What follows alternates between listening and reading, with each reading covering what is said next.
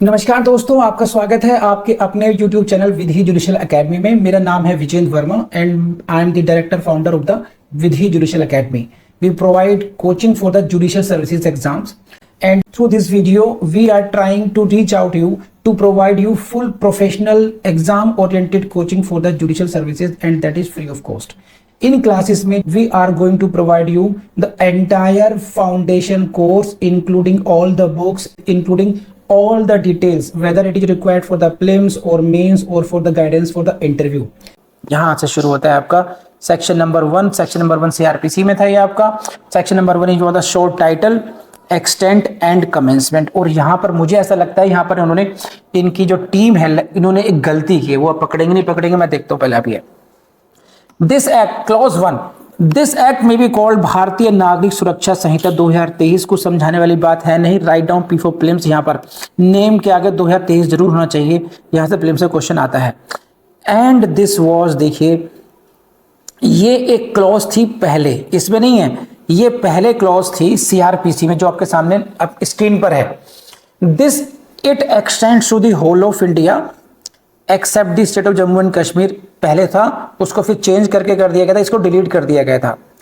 जिन लोगों ने पहले कभी सीआरपीसी नहीं पढ़ी है उनको बता दूं कि पहले यहाँ पर सेकेंड क्लॉज थी और उसमें लिखा होता था कि this act extends to the whole of India except the state of Jammu and Kashmir, कि ये जो सीआरपीसी है ये पूरे भारत पर लागू होगी लेकिन जम्मू कश्मीर राज्य पर लागू नहीं होगी। फिर क्या आया, Jammu and Kashmir reorganisation act 2019 आया, उसके द्वारा इस क्लॉज को हटा दिया गया। Except the state of Jammu and Kashmir को डिलीट कर दिया गया। तो what remained, it extends to the whole of India. Now surprisingly ये जो ट्रेडिशनल लाइन है ये आपको हर एक्ट में मिलती है। That line is missing in BNSS. BNSS में क्या कहते हैं, the provisions of this Sanhita shall not apply to these areas. यहां पर ये लाइन मिसिंग है इस बार, देखना सबके ब्रैकेट में यही है। It extends to the whole of India कहीं लाइन लिखी है, नहीं लिखी ना, तो ये इन्होंने इनका एक ये इन्होंने गलती कर दी इसमें। ये होनी चाहिए थी line, it extends to the whole of India. इन्होंने क्या लिखा है, केवल ये कहां पर लागू नहीं होगी। तो अब आपको इसकी इंटरप्रिटेशन ऐसे करनी पड़ेगी कि it applies to the whole of India but not to these areas. तो मैं आपको डिफरेंस बता रहा हूं, क्यों? क्योंकि ये जो लाइन अगर कहीं से पूछ लिया आपसे, BNSS extends to the whole of India is provided under this section 1123 none, तो 99% स्टूडेंट्स को गलत करके आएंगे, क्योंकि सेक्शन 1 में होने की संभावना होती है हमेशा। जिन्होंने इस बात को पॉइंट आउट नहीं किया वो गलती करेंगे, पर विधि स्टूडेंट नहीं करेंगे। I am sure now. मैंने डबल चेक किया इसको कि how it is possible, line कैसे मिस कर दी इन लोगों ने, बट दे मिस्ड इट। तो आई बिलीव कर पाएंगे अच्छे तरीके से। Now come to the second clause. This is what are the provisions of this Sanhita shall not apply to the state of Nagaland and to the tribal areas. Please write down, highlight कीजिए, write down before prelims and other than those relating to chapters 9, 11 and 12. इसको बहुत अच्छे तरीके से समझिए। This sub clause 2 is very important for your prelims, not important for your mains। देखो मैं लगभग हर सेक्शन की हर क्लॉज पर आपको बताता हूं कि whether it is important for your prelims or not, whether it is important for your mains or not। उसके बाद में फिर सारी जिम्मेदारी आपकी है। तो एटलीस्ट कीप राइटिंग, अपने कोड बना लीजिए। अगर मैं कह रहा हूं प्रीलिम्स तो पी लिख लीजिए, अगर मैं करूं प्रीलिम्स और मेंस बोथ तो P/M कर लीजिए, इस तरीके से। तो this line is important for your prelims not for mains. क्या है इसमें, देखिए, the provisions of this Sanhita other than the chapters relating the chapters 9, 11 and 12। इन 3 चैप्टर को छोड़ दीजिए। कौन कौन चैप्टर है, 9, 11 and 12। Except these 3 chapters, provisions of BNSS shall not apply to the state of Nagaland and the tribal areas। जो जनजातीय क्षेत्र हैं और जो स्टेट ऑफ नागालैंड है वहां पर BNSS लागू नहीं होगी because of their peculiar conditions. वहां पर जो वहां के जो ट्राइबल कम्युनिटी है उनको उसको ध्यान में रखते हुए it was thought it is better to not to apply CRPC, now BNSS in the state of the Nagaland और ट्राइबल एरियाज। एंड क्वेश्चन कहां से आएंगे आपको देखिए, which chapters of the BNSS are applicable in case of Nagaland and the tribal areas. इसको reverse करके पढ़ेंगे आप तो क्या मतलब समझ में आएगा। देखिए क्या लाइन लिखी हुई है, द प्रोविजंस कौन से, other than those shell not apply. It means what, the provisions of the chapters apply, है कि नहीं है। तो ये साफ साफ लिखा हुआ है, the provisions of chapter 9th 12th and 11 12 9 10 हटा दीजिए बस, 9 के बाद में 10 मिसिंग है। 9 11 एंड 12 दी चैप्टर्स के जो प्रोविजंस हैं वो they are applicable even in the Nagaland और इन द ट्राइबल एरियाज। इनको आप थोड़ा देख लीजिए कौन कौन चैप्टर आएंगे। ये 9 चैप्टर है security for keeping peace and good behaviour. इन चैप्टर्स की आपको जो मार्जिनल नोट है वो रट लीजिए, लिख लीजिए, बेरेट में लिख लीजिए, हटने ये नहीं भूलेंगे आप, because sometimes they can ask whether the chapter उन नंबर ना देंगे आपको अगर, and they give you only the marginal notes. Which of the following provisions और chapters are applicable in Nagaland as well, and they don't give you number, they give you the only the name of the chapter, तो you can miss that question। और हमारा target BNSS में not less than 100% होना चाहिए। We are going to solve 100% questions in prelims का एक भी question नहीं छूटना चाहिए आपका।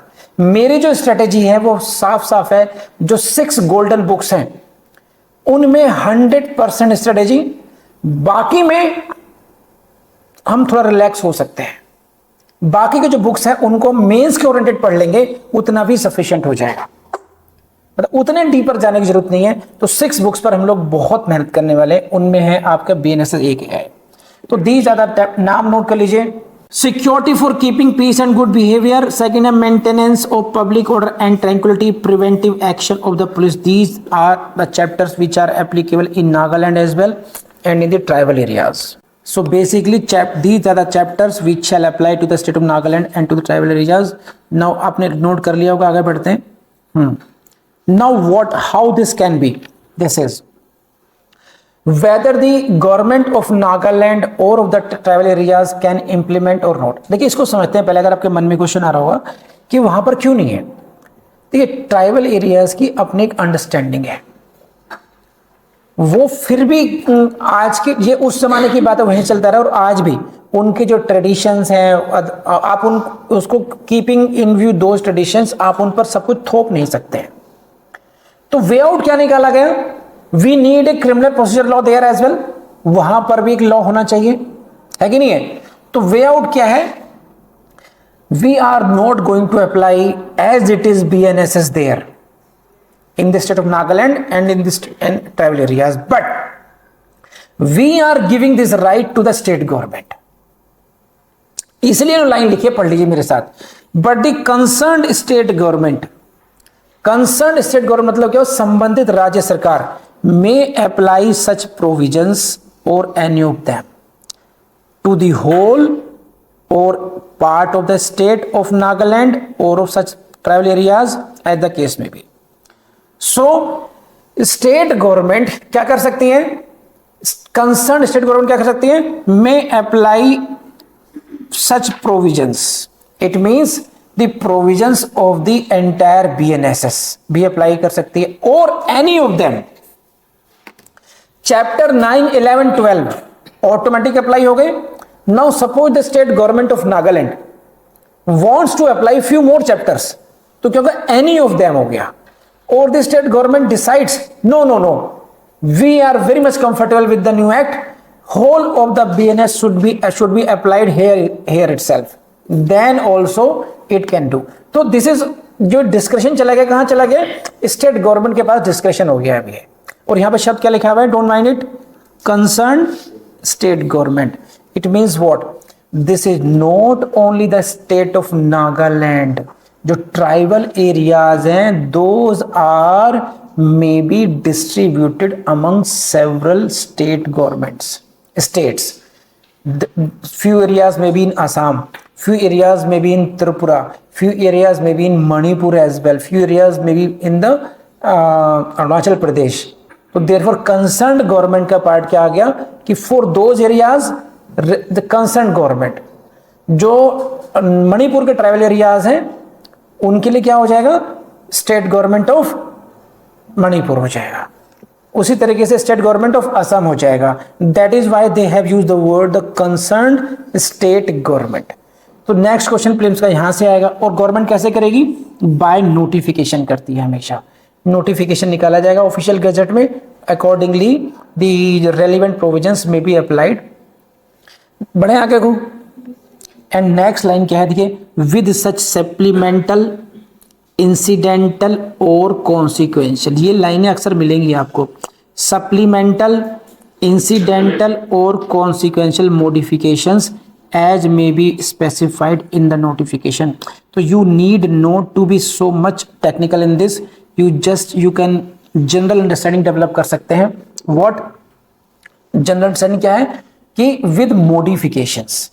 So it is not necessary that concerned state government should apply the whole provision as it is. They can modify. जैसे मान लीजिए फॉर एग्जाम्पल, देखिए आगे जाके हम पढ़ेंगे जब एफआईआर पढ़ेंगे हम लोग, तो उसमें क्या पढ़ेंगे, कॉग्निटिव ऑफेंस की एफआईआर होती है, और जो गर्ल्स से रिलेटेड अगर कोई विक्टिम है, ऑफेंसेस अगेंस्ट द वुमेन हुआ है कोई, राइट, कोई सेक्सुअल असॉल्ट हुआ है, तो वहां पर जो लेडी ऑफिसर उसकी रिपोर्ट लिखेगी और place of convenience of reporting भी as per the wish of the women होगा. अब मान लीजिए हम यहाँ तो पैट्रिकल सोसाइटी है, किसी ट्राइबल एरिया में मान लो थोड़ी सी पोजीशन डिफरेंट हो, मान लो वहां पर वरद रहता हो, वहां पर ये प्रियांश रहता हो, है ना, और वहां पर जो अपोजिट होता हो, तो वहां पर हो सकते हैं कि अगर कोई असॉल्ट मेल पर हो गया हो तो वहां पर ये लाइन मॉडिफाई करनी पड़ जाएगी, जो है कि जो मेल को जो कन्वीनियंट एरिया होगा, मेल ऑफिसर ही लिखेगा इसकी एफआईआर, मेल ऑफिसर के पॉइंट ऑफ व्यू उसके, ये भी हो सकता है कि नहीं है, क्यों, तो इट इज पॉसिबल. सो तो क्या स्टेट गवर्नमेंट मॉडिफाई कर सकती है बेनिस के प्रोविजंस को as per suitability, answer is yes. और इसी अंडरस्टैंडिंग से फिर क्वेश्चन प्रीलिम्स में मिलेगा आप लोगों को. Now come to the what do you mean by the tribal areas. और ये जो आपके सामने एक्सप्लेनेशन है, ये एक्सप्लेनेशन नहीं है, ये आपके लिए एक क्वेश्चन है. प्रीलिम्स क्वालिफाई करने की एक की है, key to qualify the question. ये क्वेश्चन की तरफ देखो इसको आप लोग. ये ट्राइबल एरिया के मीनिंग से अगेन क्वेश्चन आएगा. Read it with me and say this. In this section tribal area means the territories which immediately before this date 21st day of January 1972, इस डेट को हाईलाइट कर लीजिए, write down piece of films, were included in the tribal areas of Assam.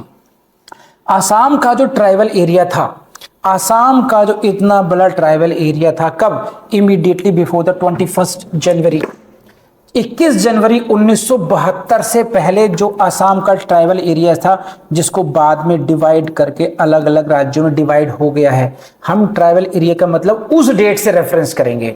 तो जो date, जो reference date है, what is that, क्या date बताओ, 21 January 1972 is the date of reference. This is the question for your prelims. जिसमें कहता है कि यहां से प्रीलिम्स क्वेश्चन निकालना है आपको. और कहां से थे, तो इन दोनों को, ट्राइबल एरियाज ऑफ असम जो 21 तारीख 1972 से पहले थे, ट्राइबल एरिया का मतलब वो होगा आप ये. एंड और वो कहां से चलेगा पता, as refer to in paragraph 20 of the 6th schedule. इन सबको हाईलाइट कीजिए, write down p for prelims to the constitution. So paragraph 6